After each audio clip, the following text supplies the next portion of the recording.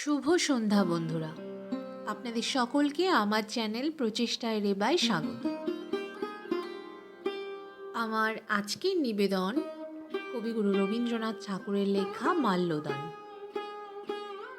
আসুন তাহলে গল্পটি শুরু করা যাক। আপনারা সবাই সাথে থাকুন।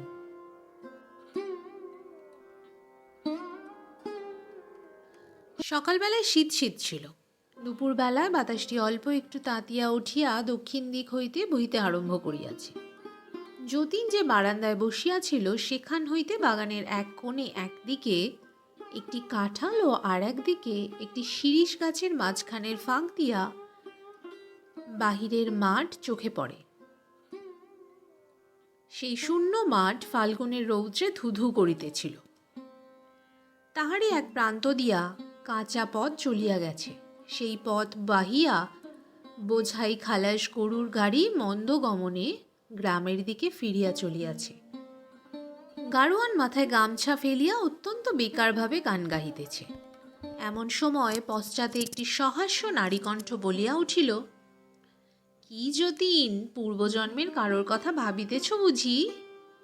যতীন কহিল, কেন পটল, আমি এমনই কি অভাগা যে ভাবিতে হইলেই পূর্বজন্ম লইয়া টান পাড়িতে হয়? আত্মীয় সমাজে পটল নামে খ্যাত এই মেয়েটি বলিয়া উঠিল, আর মিথ্যা বড়াই করিতে হইবে না, তোমার ইহজন্মের সব খবরই তো রাখি মশাই। ছি ছি, এত বয়স হইল, তবু একটা সামান্য বউও ঘরে আনিতে পারিলে না। আমাদের ওই যে ধনা মালিটা, ওরও একটা বউ আছে, তার সঙ্গে দুই বেলা ঝগড়া করিয়া সে পাড়া শুদ্ধ লোককে জানাইয়া দেয় যে তার বউ আছে বটে। আর তুমি যে মাঠের দিকে তাকাইয়া ভান করিতেছ যেন কার চাঁদ মুখ ধ্যান করিতে বসিয়াছ, এই সমস্ত চালাকি আমি কি বুঝি না? ও কেবল লোক দেখাইবার ভরং মাত্র। দেখো যতীন, চীনা বামুনের পৈতের দরকার হয় না। আমাদের ওই ধনাটা তো কোনোদিন বিরহের ছুতা করিয়া মাঠের দিকে অমন করিয়া তাকায় না। অতি বড় বিচ্ছেদের দিনেও গাছের তলায় নিরানি হাতে উহাকে দিন কাটাইতে দেখিয়াছি, কিন্তু উহার চোখে তো অমন ঘোর ঘোর ভাব দেখি নাই। আর তুমি মশাই 7 জন্ম বউয়ের মুখ দেখিলে না, কেবল হাসপাতালে মরা কাটিয়া ও পড়া মুখস্থ করিয়া বয়স পার করিয়া দিলে। তুমি অমনতর দুপুরবেলা আকাশের দিকে গদ গদ হইয়া তাকাইয়া থাকো কেন? না, এই সমস্ত বাজে চালাকি আমার ভালো লাগে না, আমার গা জ্বালা করে। যতীন হাত জোর করিয়া কহিল, থাক থাক, আর নয়, আমাকে আর লজ্জা দিও না। তোমাদের ধনাই ধন্য, উহারি আদর্শে আমি চলিতে চেষ্টা করিব। আর কথা নয়, কাল সকালে উঠিয়াই যে কাঠকুড়নি মেয়ের মুখ দেখিব তাহারই গলায় মালা দিব। ধিক্কার আমার আর সহ্য হইতেছে না। পটল কহিল, তবে এই কথাই রহিল।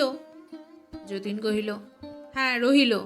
পটল কহিল, তবে এসো। যতীন কহিল, কোথায় যাইব? পটল কহিল, এসোই না।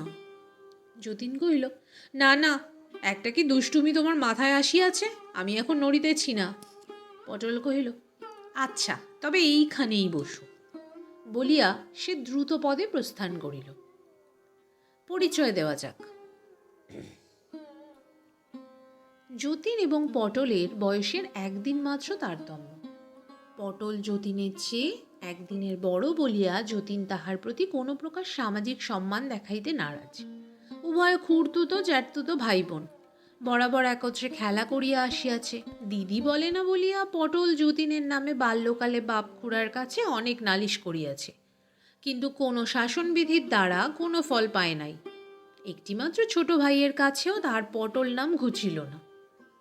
পটল দিব্য মোটাসোটা গোলগাল, প্রফুল্লতার রসে পরিপূর্ণ। তাহার কৌতুকহাস্য দমন করিয়া রাখে সমাজে এমন কোনো শক্তি ছিল না। শাশুড়ির কাছেও সে কোনোদিন গাম্ভীর্য অবলম্বন করিতে পারে নাই। প্রথম প্রথম তা লইয়া অনেক কথা উঠিয়াছিল, কিন্তু শেষকালে সকলকেই হার মানিয়া বলিতে হইল, ওর ওই রকম। তারপরে এমন হইল যে পটলের দুর্নিবার প্রফুল্লতার আঘাতে গুরুজনদের গাম্ভীর্য ধূলিসাৎ হইয়া যায়।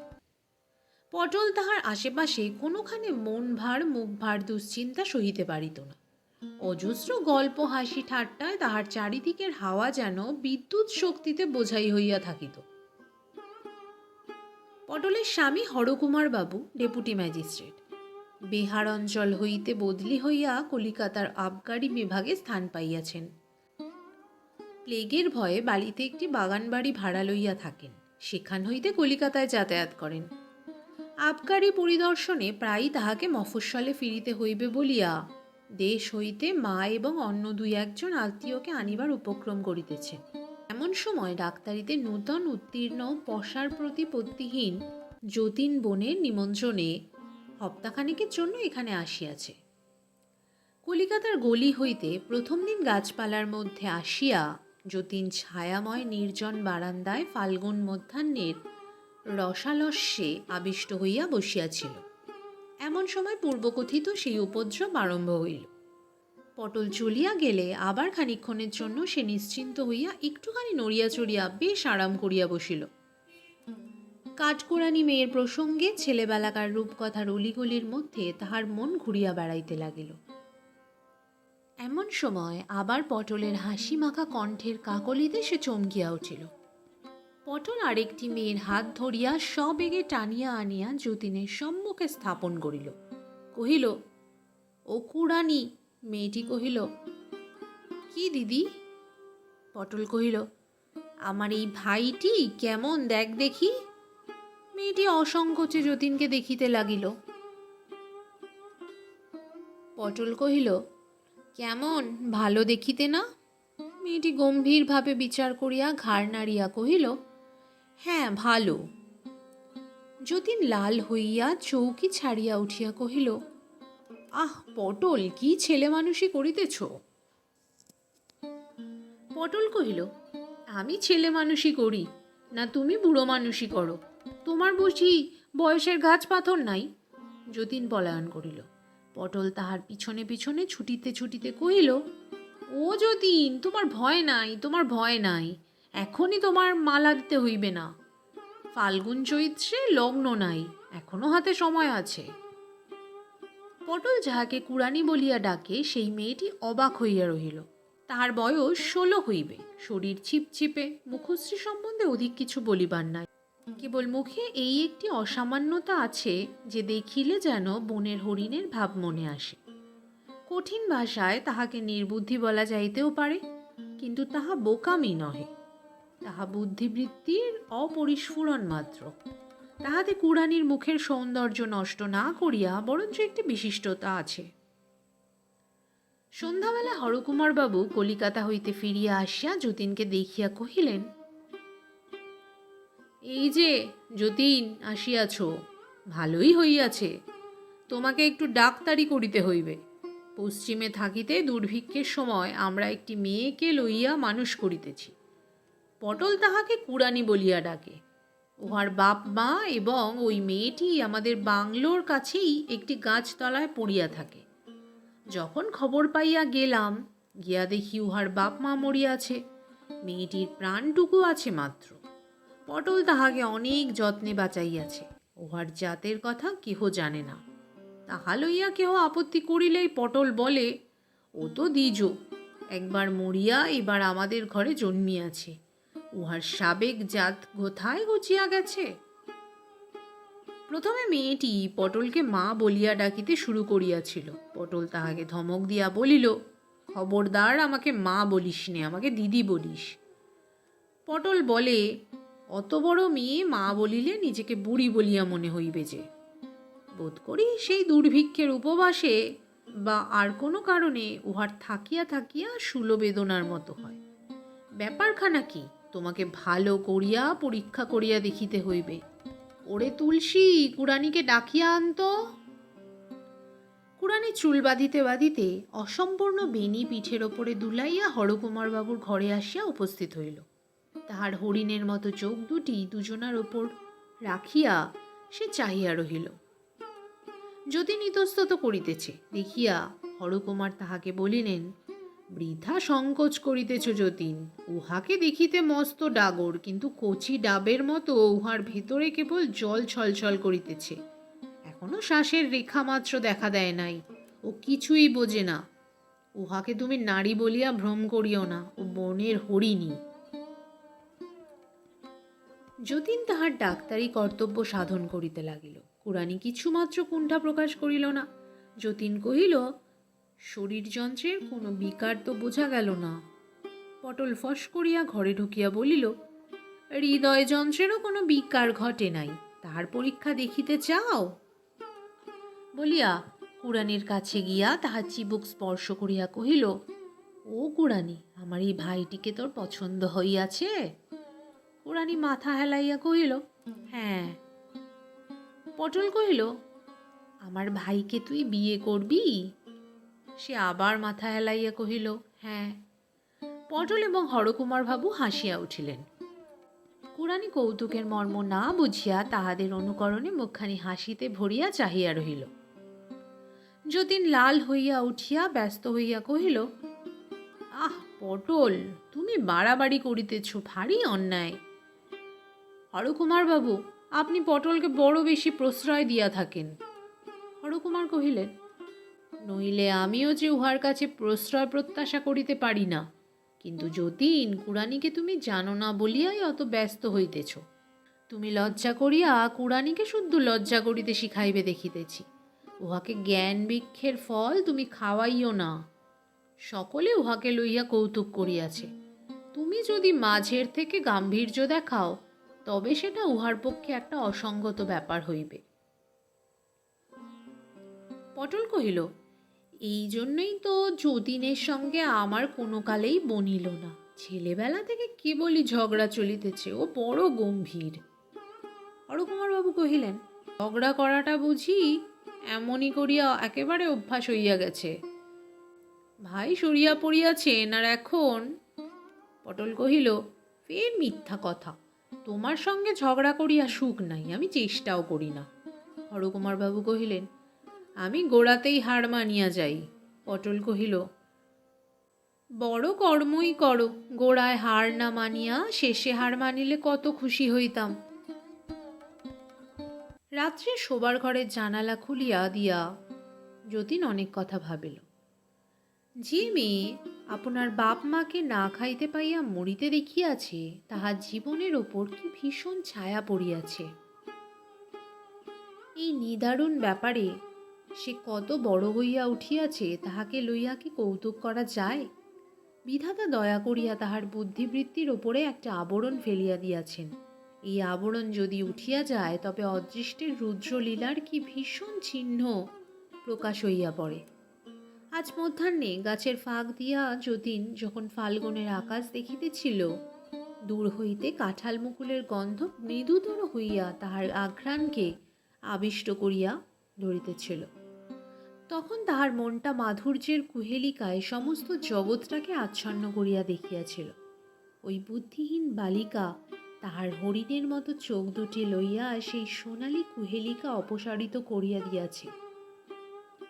ফাল্গুনের এই কুজন গুঞ্জন মর্মরের পশ্চাতে যে সংসার ক্ষুধা তৃষ্ণাতুর দুঃখ কঠিন দেহ লইয়া বিরাট মূর্তিতে দাঁড়াইয়া আছে, উদ্ঘাটিত যবনিকার শিল্প মাধুর্যের অন্তরালে সে দেখা দিল। পরদিন সন্ধ্যার সময় কুড়ানির সেই বেদনা ধরিল। পটল তাড়াতাড়ি যতীনকে ডাকিয়া পাঠাইল। যতীন আসিয়া দেখিল, কষ্টে কুড়ানির হাতে পায়ে খিল ধরিতেছে, শরীর আড়ষ্ট। যতীন ঔষধ আনিতে পাঠাইয়া বোতল করিয়া গরম জল আনিতে হুকুম করিল। পটল কহিল, ভারী মস্ত ডাক্তার হইয়াছ, পায়ে একটু গরম তেল মালিশ করিয়া দাও না। দেখিতেছ না, পায়ের তেলও হিম হইয়া গেছে।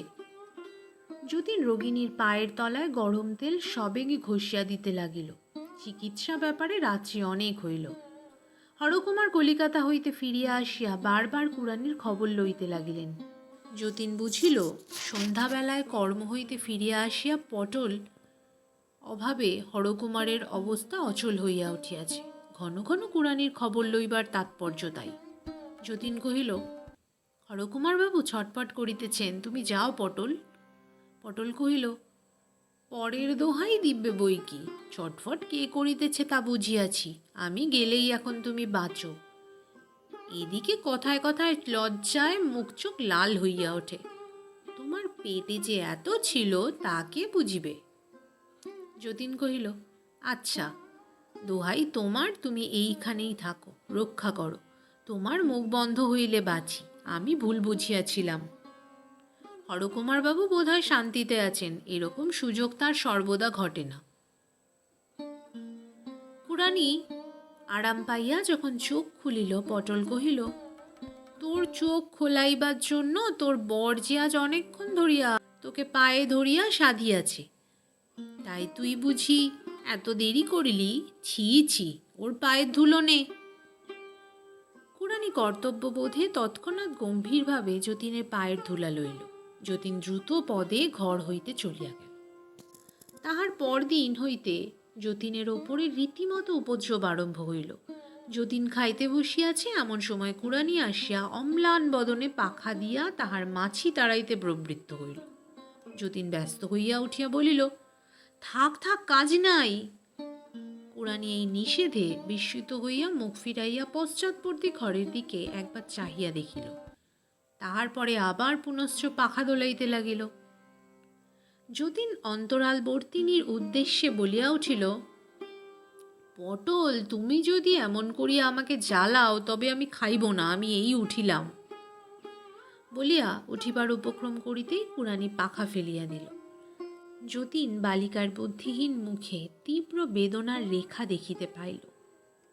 তৎক্ষণাৎ অনুতপ্ত হইয়া সে পুনর্বার বসিয়া পড়িল। কুড়ানি যে কিছু বোঝে না, সে যে লজ্জা পায় না, বেদনা বোধ করে না, এ কথা যতীনও বিশ্বাস করিতে আরম্ভ করিয়াছিল। আজ চকিতের মধ্যে দেখিল সকল নিয়মেরই ব্যতিক্রম আছে, এবং ব্যতিক্রম কখন হঠাৎ ঘটে আগে হইতে তাহা কেহই বলিতে পারে না। কুড়ানি পাখা ফেলিয়া দিয়া চলিয়া গেল। পরদিন সকালে যতীন বারান্দায় বসিয়া আছে। গাছপালার মধ্যে কোকিল অত্যন্ত ডাকাডাকি আরম্ভ করিয়াছে। আমের বোলের গন্ধে বাতাস ভারাক্রান্ত। এমন সময় সে দেখিল কুড়ানি চায়ের পেয়ালা হাতে লইয়া যেন একটু ইতস্তত করিতেছে। তাহার হরিণের মতো চক্ষে একটা সকরুণ ভয় ছিল। সে চা লইয়া চলিয়া গেলে যতীন বিরক্ত হইবে কি না, ইহা যেন সে বুঝিয়া উঠিতে পারিতেছিল না। যতীন ব্যথিত হইয়া উঠিয়া অগ্রসর হইয়া তাহার হাত হইতে পেয়ালা লইল। এই মানব জন্মের হরিণ শিশুটিকে তুচ্ছ কারণে কি বেদনা দেওয়া যায়? যতীন যেমনই পেয়ালা লইল, অমনি দেখিল বারান্দার অপর প্রান্তে পটল সহসা আবির্ভূত হইয়া নিঃশব্দ হাস্যে যতীনকে কিল দেখাইল। ভাবটা এই যে, কেমন ধরা পড়িয়াছ। সেই দিন সন্ধ্যার সময় যতীন একখানি ডাক্তারি কাগজ পড়িতেছিল। এমন সময় ফুলের গন্ধে চকিত হইয়া উড়িয়া দেখিল কুড়ানি বকুলের মালা হাতে ঘরের মধ্যে প্রবেশ করিল। যতীন মনে মনে কহিল, বড়ই বাড়াবাড়ি হইতেছে। পটলের এই নিষ্ঠুর আমোদ আর প্রশ্রয় দেওয়া উচিত হয় না। কুড়ানিকে বলিল, ছি ছি কুড়ানি, তোমাকে লইয়া তোমার দিদি আমোদ করিতেছেন, তুমি বুঝিতে পারো না? কথা শেষ করিতে না করিতেই কুড়ানি ত্রস্ত সংকুচিতভাবে প্রস্থানের উপক্রম করিল। যতীন তখন তাড়াতাড়ি তাহাকে ডাকিয়া কহিল, কুড়ানি, দেখি তোমার মালা দেখি। বলিয়া মালাটি তাহার হাত হইতে লইল। কুড়ানির মুখে একটি আনন্দের উজ্জ্বলতা ফুটিয়া উঠিল। অন্তরাল হইতে সেই মুহূর্তে একটি উচ্চ হাস্যের উচ্ছ্বাস ধ্বনি শোনা গেল। পরদিন সকালে উপদ্রব করিবার জন্য পটল যতীনের ঘরে গিয়া দেখিল ঘর শূন্য। একখানি কাগজে কেবল লেখা আছে, পালাইলাম, শ্রী যতীন। ও কুড়ানি, তোর বর যে পালাইল, তাহাকে রাখিতে পারিলি না? বলিয়া কুড়ানির বেণী ধরিয়া নাড়া দিয়া পটল ঘর কন্যার কাজে চলিয়া গেল। কথাটা বুঝিতে কুড়ানির একটু সময় গেল। সে ছবির মতো দাঁড়াইয়া স্থির দৃষ্টিতে সম্মুখে চাহিয়া রহিল। তাহার পর ধীরে ধীরে যতীনের ঘরে আসিয়া দেখিল তাহার ঘর খালি। তার পূর্ব সন্ধ্যার উপহারের মালাটা টেবিলের ওপর পড়িয়া আছে। বসন্তের প্রাতঃকালটি স্নিগ্ধ সুন্দর। রৌদ্রটি কম্পিত কৃষ্ণচূড়ার শাখার ভেতর দিয়া ছায়ার সহিত মিশিয়া বারান্দার ওপর আসিয়া পড়িয়াছে। কাঠবিড়ালি লেজ পিঠে তুলিয়া ছুটাছুটি করিতেছে এবং সকল পাখি মিলিয়া নানা সুরে গান গাহিয়া তাহাদের বক্তব্য বিষয় কিছুতেই শেষ করিতে পারিতেছে না। পৃথিবীর এই কোণটুকুতে এই খানিকটা ঘন পল্লব ছায়া এবং রৌদ্ররচিত জগৎখণ্ডের মধ্যে প্রাণের আনন্দ ফুটিয়া উঠিতেছিল। তাহারই মাঝখানে ওই বুদ্ধিহীন বালিকা তাহার জীবনের, তাহার চারিদিকের সঙ্গত কোনো অর্থ বুঝিয়া উঠিতে পারিতেছিল না। সমস্তই কঠিন প্রহেলিকা। কি হইল, কেন এমন হইল, তারপরে এই প্রভাত, এই গৃহ, এই যাহা কিছু সমস্তই এমন একেবারে শূন্য হইয়া গেল কেন? যাহার বুঝিবার সামর্থ্য অল্প, তাহাকে হঠাৎ একদিন নিজ হৃদয়ের এই অতল বেদনার রহস্য গর্ভে কোনো প্রদীপ হাতে না দিয়া কি নামাইয়া দিল। জগতের এই সহজ উচ্ছ্বসিত প্রাণের রাজ্যে, এই গাছপালা মৃগপক্ষীর আত্মবিস্মৃত কলরব মধ্যে কে তাহাকে আবার টানিয়া তুলিতে পারিবে? পটল ঘরকন্যার কাজ সারিয়া কুড়ানির সন্ধান লইতে আসিয়া দেখিল সে যতীনের ঘরে, পরিত্যক্ত ঘরে, তাহার খাটের খুঁড়া ধরিয়া মাটিতে পড়িয়া আছে। শূন্য শয্যাটাকে যেন পায়ে ধরিয়া সাধিতেছে। তাহার বুকের ভেতরে যে একটি সুধার পাত্র লুকোনো ছিল, সেইটি যেন শূন্যতার চরণে বৃথা আশ্বাসে উপুর করিয়া ঢালিয়া দিতেছে। ভূমিতলে পুঞ্জীভূত সেই স্খলিত কেশা লুণ্ঠিত বসনা নারী যেন নীরব একাগ্রতার ভাষায় বলিতেছে, লও লও আমাকে লও, ওগো আমাকে লও। পটল বিস্মিত হইয়া কহিল, ও কি হইতেছে কুড়ানি? কুড়ানি উঠিল না। সে যেমন পড়িয়াছিল তেমনই পড়িয়া রহিল। পটল কাছে আসিয়া তাহাকে স্পর্শ করিতেই সে উচ্ছ্বসিত হইয়া ফুলিয়া ফুলিয়া কাঁদিতে লাগিল। পটল তখন চকিত হইয়া বলিয়া উঠিল, ও পোড়ার মুখী, সর্বনাশ করিয়াছিস, মরিয়াছিস তুই। হরকুমারকে পটল কুড়ানির অবস্থা জানাইয়া কহিল, এ কি বিপদ ঘটিল? তুমি কি করিতেছিলে? তুমি আমাকে কেন বারণ করিলে না? হরকুমার কহিল, তোমাকে বারণ করা যে আমার কোনো কালে অভ্যাস নাই, বারণ করিলেই কি ফল পাওয়া যাইত? পটল কহিল, তুমি কেমন স্বামী? আমি যদি ভুল করি তুমি আমাকে জোর করিয়া থামাইতে পারো না? আমাকে তুমি এই খেলা খেলিতে দিলে কেন? এই বলিয়া সে ছুটিয়া গিয়া ভূপাতিত বালিকার গলা চড়াইয়া ধরিয়া কহিল, লক্ষ্মী বোন আমার, তোর কি বলিবার আছে আমাকে খুলিয়া বল। হায়, কুড়ানির এমন কি ভাষা আছে যে আপনার হৃদয়ের অব্যক্ত রহস্য সে কথা দিয়া বলিতে পারে। সে একটি অনির্বচনীয় বেদনার ওপর তাহার সমস্ত বুক দিয়া চাপিয়া পড়িয়া আছে। সে বেদনাটা কি? জগতে এমন আর কাহারও হয় কি না? তাহাকে লোকে কি বলিয়া থাকে? কুড়ানি তাহার কিছুই জানে না। সে কেবল কান্না দিয়া বলিতে পারে। মনের কথা জানাইবার তাহার আর কোনো উপায় নাই। পটল কহিল, কুড়ানি, তোর দিদি বড় দুষ্টু, কিন্তু তার কথা যে তুই এমন করিয়া বিশ্বাস করিবি তা সে কখনো মনেও করেনি। তার কথা কেহ কখনো বিশ্বাস করে না। তুই এমন ভুল কেন করিলি? কুড়ানি, একবার মুখ তুলিয়া তোর দিদির মুখের দিকে চা, তাকে মাপ কর। কিন্তু কুড়ানির মন তখন বিমুখ হইয়া গিয়াছিল। সে কোনো মতেই পটলের মুখের দিকে চাহিতে পারিল না। সে আরো জোর করিয়া হাতের মধ্যে মাথা গুজিয়া রহিল। সে ভালো করিয়া সমস্ত কথা না বুঝিয়াও এক প্রকার মূঢ়ভাবে পটলের প্রতি রাগ করিয়াছিল। পটল তখন ধীরে ধীরে বাহুপাশ খুলিয়া লইয়া উঠিয়া গেল এবং জানালার ধারে পাথরের মূর্তির মতো স্তব্ধভাবে দাঁড়াইয়া ফাল্গুনের রৌদ্র চিক্কণ সুপারি গাছের পল্লব শ্রেণীর দিকে চাহিয়া পটলের দুই চক্ষু দিয়া জল পড়িতে লাগিল। পরদিন গুড়ানির আর দেখা পাওয়া গেল না। পটল তাহাকে আদর করিয়া ভালো ভালো গহনা এবং কাপড় দিয়া সাজাইত। নিজে সে এলোমেলো ছিল, নিজের সাজ সম্বন্ধে তাহার কোনো যত্ন ছিল না, কিন্তু সাজগোজের সমস্ত শখ কুড়ানির ওপর দিয়াই সে মিটাইয়া লইত।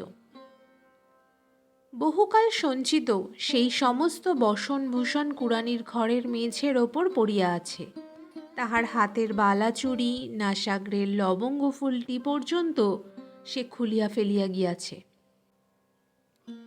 তাহার পটল দিদি এতদিনের সমস্ত আদর সে যেন গা হইতে মুছিয়া ফেলিবার চেষ্টা করিয়াছে।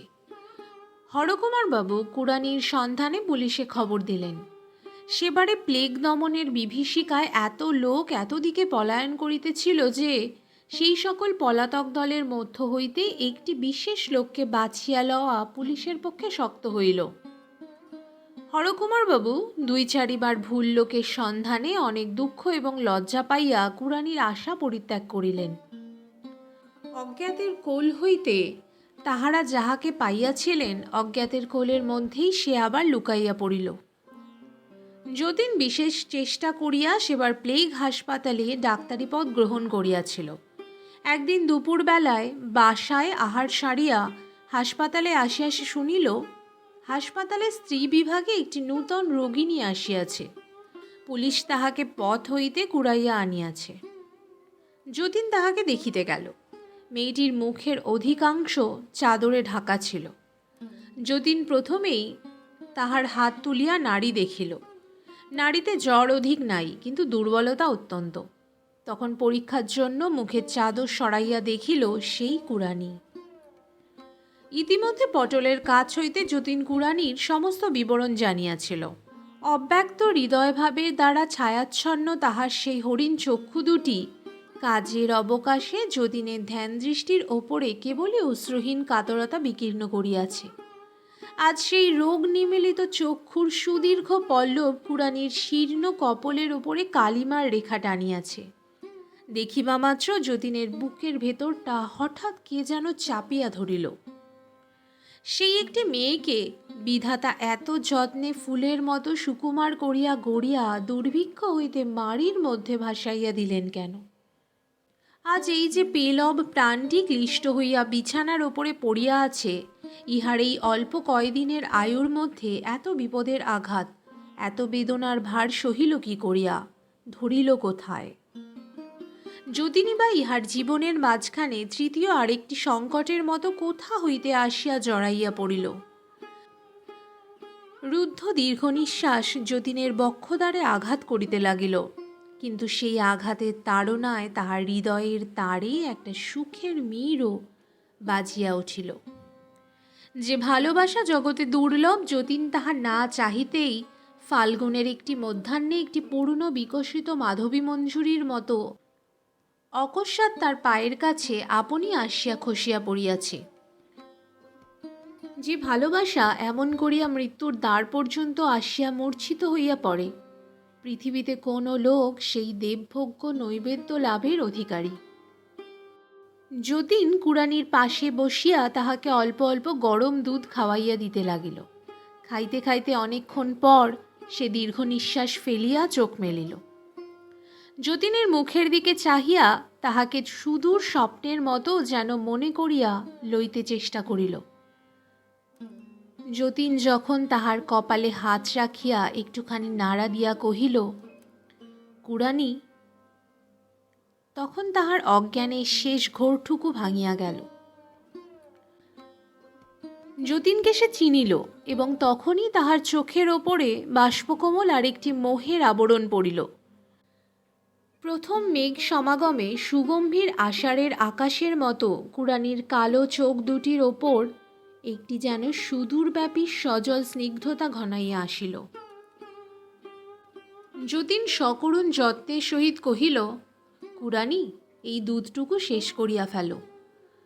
কুড়ানি একটু উঠিয়া বসিয়া পেয়ালার ওপর হইতে যতীনের মুখে স্থির দৃষ্টিতে চাহিয়া সেই দুধটুকু ধীরে ধীরে খাইয়া ফেলিল।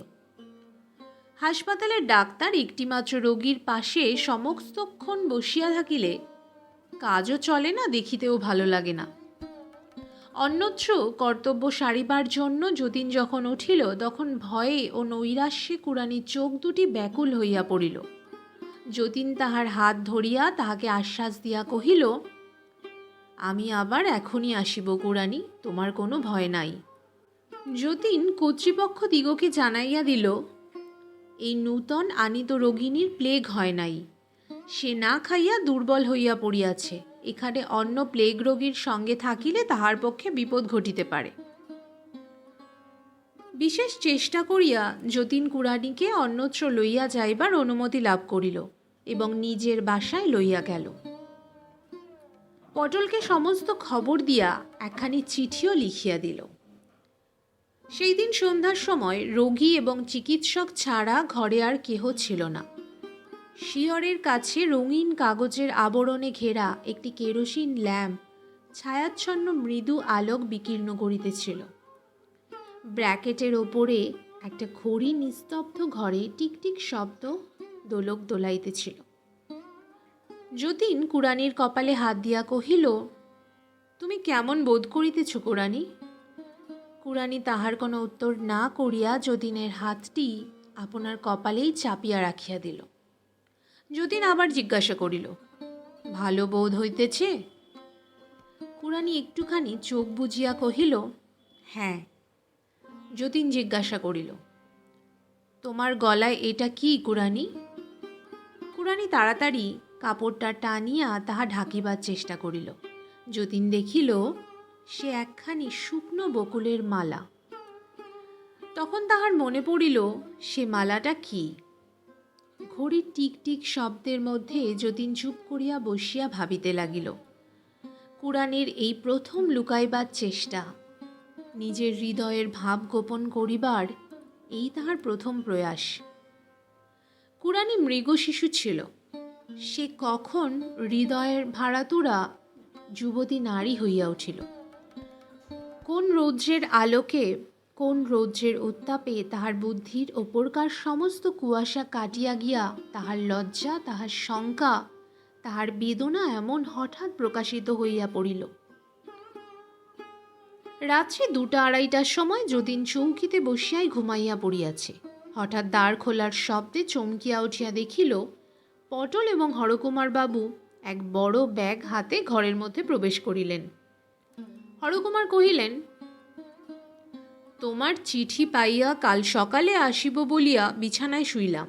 অর্ধেক রাত্রে পটল কহিল, ওগো, কাল সকালে গেলে কুড়ানিকে দেখিতে পাইব না, আমাকে এখনই যাইতে হইবে। পটলকে কিছুতেই বুঝাইয়া রাখা গেল না। তখনই একটা গাড়ি করিয়া বাহির হইয়া পড়িয়াছি। পটল হরকুমারকে কহিল, চলো, তুমি যতীনের বিছানায় শোবে চলো। হরকুমার ঈষৎ আপত্তির আড়ম্বর করিয়া যতীনের ঘরে গিয়া শুইয়া পড়িলেন। তাহার নিদ্রা যাইতেও দেরি হইল না। পটল ফিরিয়া আসিয়া যতীনকে ঘরের এক কোণে ডাকিয়া জিজ্ঞাসা করিল, আশা আছে? যতীন কুড়ানির কাছে আসিয়া তাহার নাড়ি দেখিয়া মাথা নাড়িয়া ইঙ্গিতে জানাইয়া দিল, আশা নাই। পটল কুড়ানির কাছে আপনাকে প্রকাশ না করিয়া যতীনকে আড়ালে লইয়া কহিল, যতীন, সত্য বলো, তুমি কি কুড়ানিকে ভালোবাসো না? যতীন পটলকে কোনো উত্তর না দিয়া কুড়ানির বিছানায় পাশে চলিয়া গেল। তাহার হাত চাপিয়া ধরিয়া নাড়া দিয়া কহিল, কুড়ানি, কুড়ানি। কুড়ানি চোখ মেলিয়া মুখে একটি শান্ত মধুর হাসির আভাস মাত্র আনিয়া কহিল, কি দাদাবাবু? যতীন কহিল, কুড়ানি, তোমার এই মালাটি আমার গলায় পরাইয়া দাও। কুড়ানি অনিমেষ অবুঝ চোখে যতীনের মুখের দিকে তাকাইয়া রহিল। যতীন কহিল, তোমার মালা আমাকে দিবে না? যতীনের এই আদরের প্রশ্রয়টুকু পাইয়া কুড়ানির মনে পূর্বকৃত অনাদরের একটুখানি অভিমান জাগিয়া উঠিল। সে কহিল, কি হবে দাদাবাবু? যতীন 2 হাতে তাহার হাত লইয়া কহিল, আমি তোমাকে ভালোবাসি কুড়ানি। শুনিয়া ক্ষণকালের জন্য কুড়ানি স্তব্ধ রহিল। তাহার পরে তাহার দুই চক্ষু দিয়া অজস্র জল পড়িতে লাগিল। যতীন বিছানার পাশে নামিয়া হাঁটু গাড়িয়া বসিল, কুড়ানির হাতের কাছে মাথা নত করিয়া রাখিল। কুড়ানি গলা হইতে মালা খুলিয়া যতীনের গলায় পরাইয়া দিল। তখন পটল তাহার কাছে আসিয়া ডাকিল, কুড়ানি। কুড়ানি তাহার শীর্ণ মুখ উজ্জ্বল করিয়া কহিল, কি দিদি? পটল তাহার কাছে আসিয়া তাহার হাত ধরিয়া কহিল, আমার ওপর তোর আর কোনো রাগ নাই বোন? কুড়ানি স্নিগ্ধ কোমল দৃষ্টিতে কহিল, না দিদি। পটল কহিল, যতীন, একবার তুমি ও ঘরে যাও। যতীন পাশের ঘরে গেলে পটল ব্যাগ খুলিয়া কুড়ানির সমস্ত কাপড় গহনা তাহার মধ্য হইতে বাহির করিল। রোগিণীকে অধিক নাড়াচাড়া না করিয়া একখানা বেনারসি শাড়ি সন্তর্পণে তাহার মলিন বস্ত্রের ওপর জড়াইয়া দিল। পরে একে একে এক এক গাছি চুড়ি তাহার হাতে দিয়া দুই হাতে দুই বালা পরাইয়া দিল। তারপরে রাখিল, যতীন। যতীন আসিতেই তাহাকে বিছানায় বসাইয়া পটল তাহার হাতে কুড়ানির এক ছড়া সোনার হার দিল। যতীন সেই হার ছড়াটি লইয়া আস্তে আস্তে কুড়ানির মাথা তুলিয়া ধরিয়া তাহাকে পরাইয়া দিল। ভোরের আলো যখন কুড়ানির মুখের ওপরে আসিয়া পড়িল, তখন সে আলো সে আর দেখিল না। তাহার অম্লান মুখকান্তি দেখিয়া মনে হইল সে মরে নাই, কিন্তু সে যেন একটি অতল স্পর্শ সুখ স্বপ্নের মধ্যে নিমগ্ন হইয়া গেছে। যখন মৃতদেহ লইয়া যাইবার সময় হইল, তখন পটল কুড়ানির বুকের ওপর পড়িয়া কাঁদিতে কাঁদিতে কহিল, বোন, তোর ভাগ্য ভালো, জীবনের চেয়ে তোর মরণ সুখের। যতীন কুড়ানির সেই শান্ত স্নিগ্ধ মৃত্যু ছবির দিকে চাহিয়া ভাবিতে লাগিল, যাহার ধন তিনিই নিলেন, আমাকেও বঞ্চিত করিলেন না।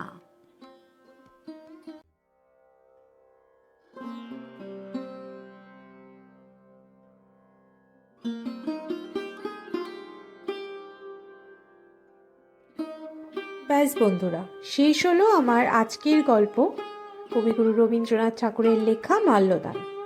আমার উপস্থাপনা যদি আপনাদের ভালো লেগে থাকে তাহলে অবশ্যই লাইক, কমেন্ট, শেয়ার এবং সাবস্ক্রাইব করে দেবেন। আর আমার সাথে থাকার জন্য আপনাদের সকলকে অনেক ধন্যবাদ। সবাই ভালো থাকবেন, সুস্থ থাকবেন। দেখা হবে আবার পরবর্তী গল্পে।